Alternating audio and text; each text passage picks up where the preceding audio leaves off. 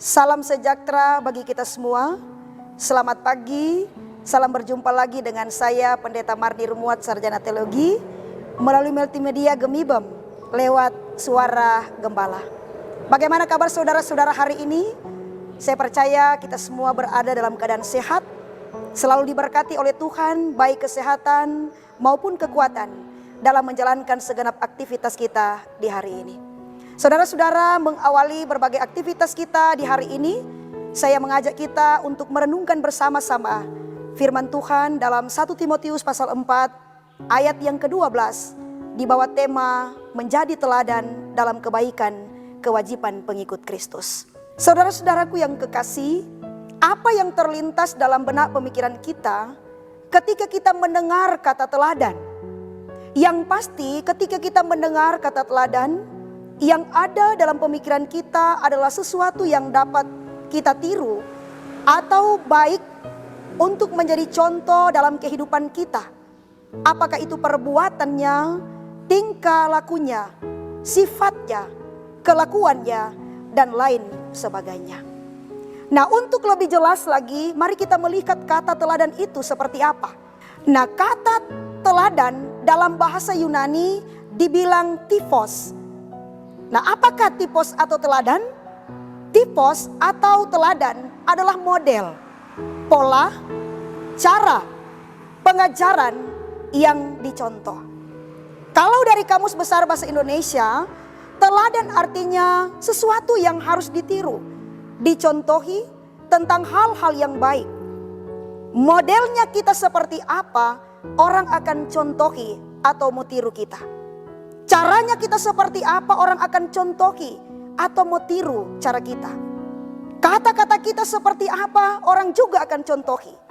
Pengajaran kita seperti apa, orang pun akan juga mencontohi kita dan lain sebagainya. Saudara-saudara, kenapa orang harus mencontohi semua yang kita lakukan? Jawabannya adalah karena segala sesuatu yang kita ucapkan sejalan atau sesuai dengan apa yang kita lakukan. Sebaliknya, kita sulit menjadi teladan jikalau yang orang temukan dalam kehidupan kita antara kata-kata dengan perbuatan kita tidak berjalan bersama. Orang bilang cuma jago bicara alias untung di mulut, tetapi perbuatan nol. Saudara-saudaraku yang kekasih, ada satu cerita seorang pendeta yang sedang melayani di sebuah desa terpencil. Suatu hari pendeta ini didatangi oleh seorang anak kecil. Anak ini memohon kepada sang pendetanya untuk meminta agar pendeta berkunjung ke rumahnya. Oleh karena di dalam rumahnya ada yang sedang sakit. Anak itu memohon agar pendeta mau datang untuk mendoakannya. Sebenarnya Pak Pendeta ini sudah tidak mau berkunjung karena hendak beristirahat. Tapi karena rengekan anak itu, maka berangkatlah sang pendeta bersama dengan anak itu. Nah, setibanya di rumah anak itu, sang pendeta bertanya kepada anak itu, "Nak, siapa yang sakit?" Lalu anak itu menunjukkan ke arah seekor anjing yang sedang tidur lemas di samping kursi. Pendeta itu melihat sambil mengeruti dalam hatinya, ternyata aku cuma disuruh anak ini untuk datang mendoakan anjingnya yang sedang sakit. Tetapi sekalipun ada rasa kesal, Pak Pendeta ini mendoakan anjing itu. Kata pendeta disaksikan oleh anak itu, "Mari berdoa. Kami doakan anjing ini, kalau mau mati, matilah. Tetapi kalau mau sembuh, sembuhlah. Amin." Anak itu sangat berterima kasih kepada sang pendeta. Oleh karena berkat doa pendeta, beberapa hari kemudian anjingnya itu sudah sembuh. Lalu anak itu datang kembali berkunjung ke rumah sang pendeta, tetapi kedatangannya itu dalam rangka untuk berterima kasih kepada pendeta. Dan sebagai bentuk ucapan terima kasihnya, dia membawa bingkisan kecil untuk dipersembahkan kepada pendeta. Namun sesampainya di rumah pendeta, anak itu melihat pendeta sedang sakit. Lalu anak itu dengan spontan bertanya kepada pendeta, "Pak Pendeta, bolehkah saya mendoakan Pak Pendeta?" Pendeta menjawab, "Boleh nak." Maka dengan kesungguhannya berdoalah anak kecil itu. "Saya berdoa untuk pendetaku. Kalau mau mati, matilah. Tetapi kalau mau sembuh, sembuhlah. Amin. Saudara-saudaraku yang dikasihi, cerita ini mungkin bagi orang lain hanya sebuah lelucon yang membuat orang lain bisa tertawa. Tetapi bagi saya cerita ini mau menunjukkan tentang buah dari keteladanan itu. Apapun yang diperbuat bisa diamati, bisa ditiru dan dicontohi oleh orang lain seperti yang dilakukan oleh anak ini. Nah, saudara-saudaraku yang kekasih, bagian Alkitab dalam 1 Timotius 4 ayat 12 dikatakan, jangan seorang pun menganggap engkau rendah karena engkau muda. Jadilah teladan bagi orang percaya, baik dalam perkataan, dalam tingkah laku, di dalam kasih, di dalam kesetiaan, dan dalam kesucian. Saudara-saudaraku yang kekasih, ini suatu nasihat yang luar biasa yang diberikan oleh Paulus kepada Timotius sebagai seorang yang muda. Tetapi juga bagi kita semua, di mana kehidupan kita dipanggil untuk menjadi contoh, untuk menjadi teladan. Saudaraku yang kekasih, menjadi contoh atau menjadi teladan itu diberikan kepada siapapun. Tidak hanya kepada orang muda, tetapi juga kepada setiap kita. Baik kepada orang tua, setiap orang yang percaya, dan secara khusus perintah ini memang kepada orang-orang muda. Tidak hanya kepada orang-orang tua yang dituntut untuk menjadi contoh, menjadi teladan, tapi juga orang-orang muda. Saudaraku yang dikasihi, manusia punya kecenderungan untuk mencontoh. Anak-anak dalam keluarga pun ternyata punya kecenderungan untuk terus selalu mencontoh.